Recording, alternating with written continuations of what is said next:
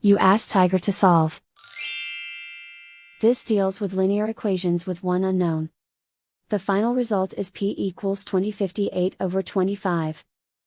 Let's solve it step by step. Simplify the expression. Group all constants on the right side of the equation. Add 680 to both sides. Simplify the arithmetic.